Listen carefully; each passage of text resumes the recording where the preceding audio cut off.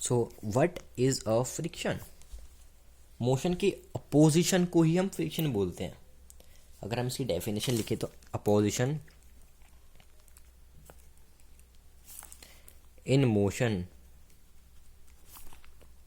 Of a body by force, किसी force के चलते हैं, इसे ही हम बोलेंगे is called frictional force. Frictional force, अगर किसी बॉडी है, ये बॉडी चल रही है, अगर ये रुक गई किसी फोर्स के कारण रुकी है, वो फोर्स ही फ्रिक्शनल फोर्स होगा। उसका हम अगर फ्री बॉडी डायग्राम बनाएं, यहाँ पे ये हमारी एक बॉडी है, इस वेलोसिटी से मान लो ये यहाँ जा रही है इस वेलोसिटी से, तो यहाँ से इसका मास नीचे को mg लग रहा होगा। इस mg को बैलेंस करने के लिए ऊपर एक नॉर्मल रिएक्शन आ रही होगी, ठीक है। यहाँ की तरफ को अगर ये वेलोसिटी से जा रहा है तो इसको अपोजिशन करने के लिए इसके ऑपोजिट डायरेक्शन में यहाँ पे फ्रिक्शन फोर्स लग रही होगी, फ्रिक्शनल फोर्स, ठीक है। अब फ्रिक्शनल फोर्स जो है वो नॉर्मल रिएक्शन के प्रोपोर्शनल चलती है। जैसे इसको बैलेंस करने के mg को बैलेंस करने के लिए नॉर्मल रिएक्शन चलता है, वैसे वेलोसिटी को बैलेंस करने के लिए, वेलोसिटी को अपोज करने के लिए फ्रिक्शनल फोर्स लगती है ना, तभी तो ये लोग बैलेंस रह पाते हैं। तो जैसे हम लिख सकते हैं जो फ्रिक्शनल फोर्स है वो directly proportional to normal reaction होती है। तो हम जो फ्रिक्शनल फोर्स है, अब इसको F लिखेंगे, प्रोपोर्शनलिटी का साइन हटा के हम लिखेंगे म्यू। यू नहीं है, ये म्यू है, म्यू नॉर्मल। तो N, जो हमारा N is equals to mg है, देखो इसके सामने ही mg है, तो जो N अगर mg है तो frictional force is equal to mu, इसके N की जगह क्या लिखेंगे हम, mg। हमारा एक दो फॉर्मूले निकल गए इसके फ्रिक्शनल के। और जो u है, ये जो म्यू है, ये है कोफिशिएंट ऑफ फ्रिक्शन, इसे हम कहेंगे कोफिशिएंट ऑफ फ्रिक्शन, म्यू बोल भी सकते हो आप, म्याऊ, म्याऊ वाला नहीं, म्यू बोलेंगे हम इसको, म्यू NEM, म्यू।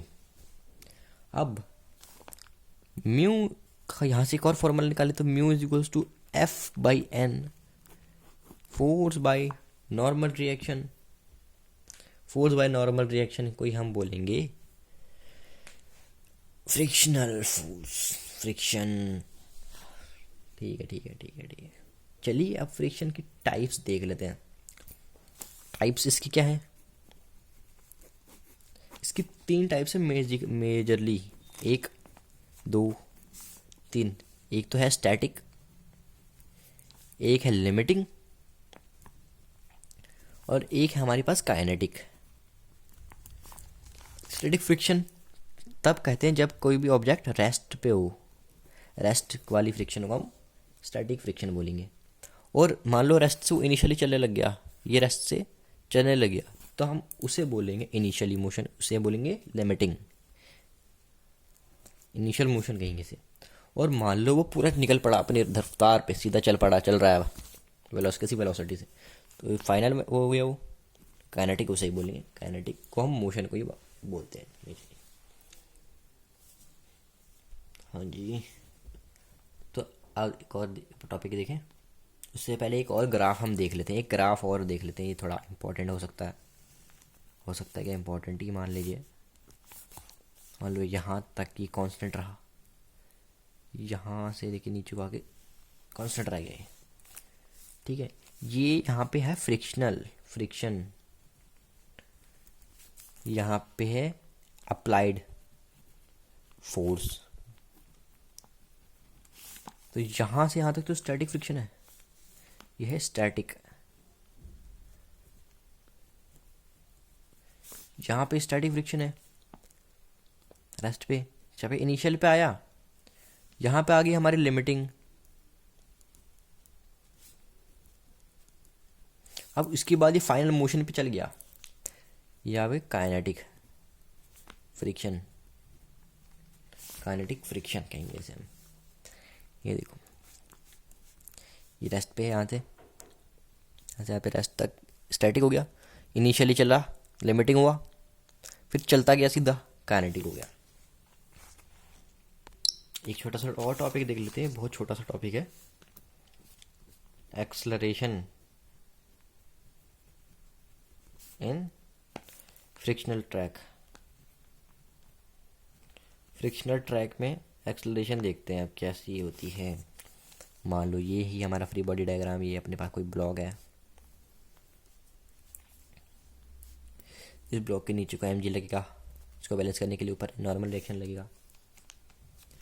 इस डायरेक्शन को हमारी फोर्स लग रही है, इस डायरेक्शन को हमारी फ्रिक्शनल फोर्स लगेगी, है ना, फ्रिक्शनल फोर्स लगेगी हमारी। तो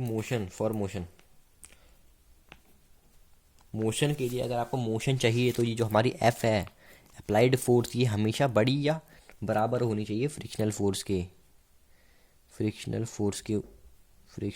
के बराबर या इससे बड़ी होनी चाहिए, तभी मोशन होगा। ये होगा, फोर्स होता है हमारा एम ए इक्वल्स टू करेंगे ये साइन हटा के mu M G, friction force mu M G होता था, एम से एम कटा, तो जो एक्सेलरेशन हो जा यू म्यू जी के बराबर होगा। मैंने एक्सेलरेट करेगी बॉडी, वो म्यू जी के बराबर ही होगा। म्यू हमेशा ही इस अप्लाइड फोर्स के बराबर या उससे छोटा होना चाहिए। अगर म्यू बड़ा निकला तो मतलब आपका मोशन रिस्ट्रिक्ट हो गया, रुक गया, मोशन ही नहीं होगा आगे। तो चलिए अब बढ़ते हैं अगले टॉपिक पे। अब ये जो टॉपिक हम करने वाले हैं ये एक डेरिवेशन है, इसमें हम basically work done and acceleration निकालने वाले हैं। किसका निकालेंगे? ऑफ अ बॉडी, किसी बॉडी का निकालेंगे जो मूविंग कर रही है किसी रफ हॉरिजॉन्टल प्लेन में। Body moving on a rough horizontal का करते हैं, तीन करेंगे हम। हॉरिजॉन्टल प्लेन में मूव कर रही है, वो किसी इंक्लाइन में ऊपर की तरफ को जा रही है या किसी इंक्लाइन में नीचे की तरफ को आ रही है। इन तीनों की डेरिवेशन है, इन तीनों की डेरिवेशन को देखने वाले हैं। पहले हम रफ की देखते हैं, रफ प्लेन में कैसे एक्सेलरेट करेगी और वर्क डन कैसे निकलेगा। तो ये हम फ्री बॉडी डायग्राम सबसे पहले बनाएंगे। ये अपना है कोई भी ब्लॉक या बॉडी, ब्लॉक में सबसे पहले नीचे को एम जी लगेगा, ऊपर को एन लगेगा। कुछ ना पता हो तो ये तो सबसे पहले लगना ही लगना है, इसका तो रट्टा लगना चाहिए, ये तो रट्टा ही लगना चाहिए इसका। तो और क्या हो सकता है इसमें?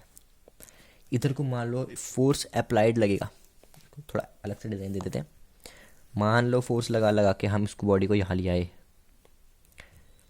बॉडी को, उस बॉडी को यहाँ लाने में कुछ फ्रिक्शन फोर्स अपोज करेगी ना, इसको हम फ्रिक्शन फोर्स को इस स्टाइल से बनाते हैं। यहाँ से लेके यहाँ तक ऐसे डिस्टेंस कवर कर लिया आपने। चलो, तो जो हमारा फ्रिक्शनल फोर्स है वो इस फोर्स के बराबर है, पहली बात ये मानेंगे हम 1। तो जो हमारा नॉर्मल रिएक्शन है वो एम जी के बराबर होगा, 2 हो गया। अगर हम 1 को 2 से डिवाइड करें,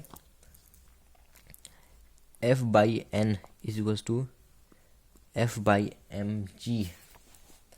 तो भाई हमने ये पढ़ा था force by normal reaction, friction force by normal reaction तो म्यू के बराबर होता है।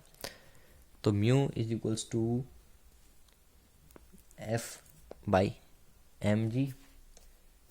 एक तो हमारा ये आ गया फॉर्मूला। अब यहाँ से हमारी अप्लाइड फोर्स कैसे निकलेगी? अप्लाइड फोर्स हमारी निकल गया म्यू एम जी, ये हमारी अप्लाइड फोर्स निकल गई।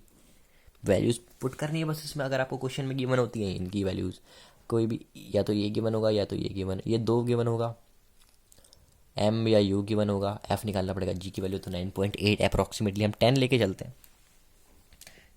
प्रॉब्लम्स आसानी से सॉल्व हो जाती हैं जिससे। तो ये आ गया अप्लाइड फोर्स का फॉर्मूला। अब हमको मेनली निकालना है वर्क डन। हमको जैसे कि पता है वर्क डन होता है फोर्स इनटू डिस्प्लेसमेंट। डिस्प्लेसमेंट कितना हुआ? एस हो गया, कोई एस डिस्प्लेसमेंट हो गया, हम यहाँ से लेके यहाँ तक ले आए, एस डिस्प्लेसमेंट हुआ। तो बस वैल्यू पुट करो, फोर्स तो एफ है ही, और एफ की वैल्यू क्या है यहाँ पे? म्यू एम जी आया, और डिस्प्लेसमेंट एस हुआ। तो ये हमारा वर्क डन निकल गया।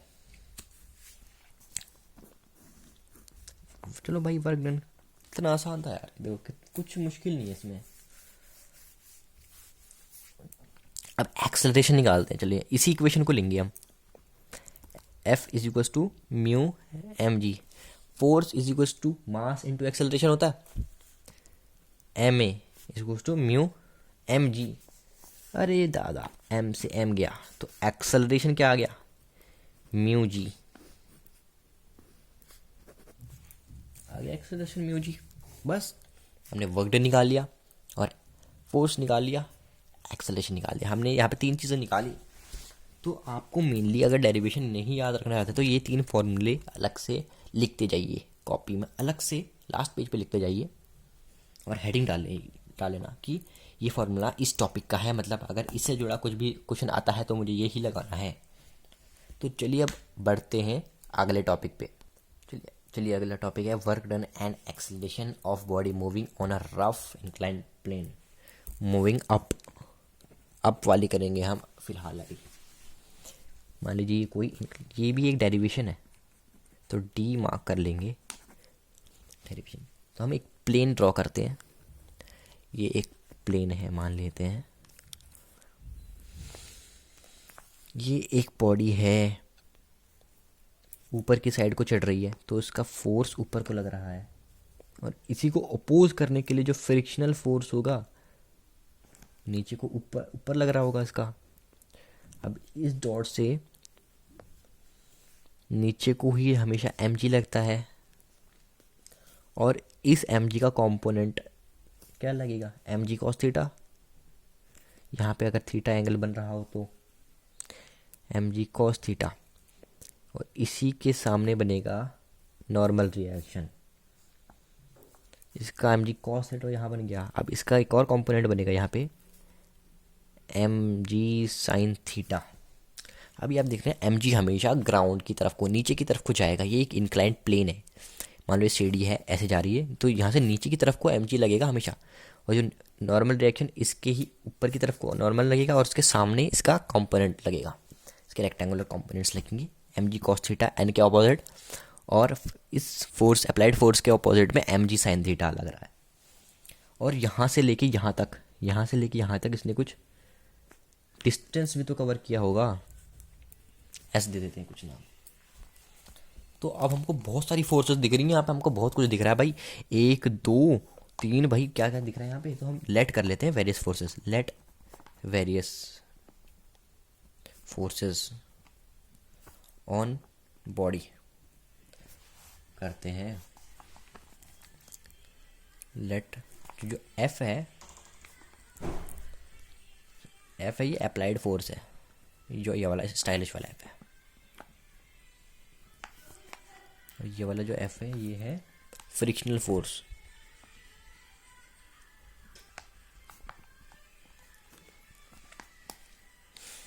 और कंपोनेंट्स mg के 2 कंपोनेंट्स हैं, mg have 2 components,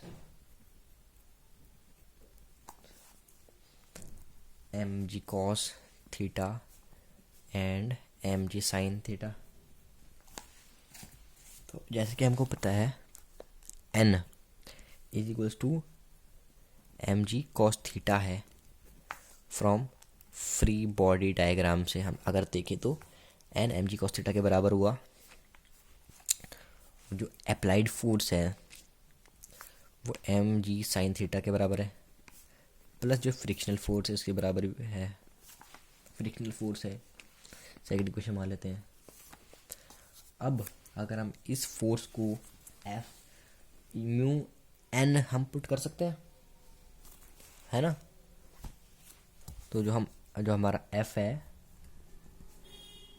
M G sine theta plus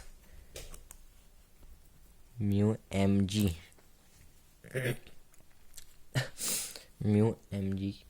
cos theta, है ना। एन था एम जी कॉस थीटा, और जो फ्रिक्शनल फोर्स को हम म्यू एम जी डालते हैं। तो हमने इसको ऐसे डाल दिया है। अब इसके बाद है ना, जैसे कि हमको पता है जो एफ म्यू एन होता है, उसको हम mu M G cos theta put करेंगे यहाँ पे। यही पुट किया है हमने यहाँ पे, mu M G cos theta हमने एफ की जगह पुट कर लिया फ्रिक्शनल फोर्स की जगह, और यहाँ पे एम जी साइन पुट करेंगे। की हुई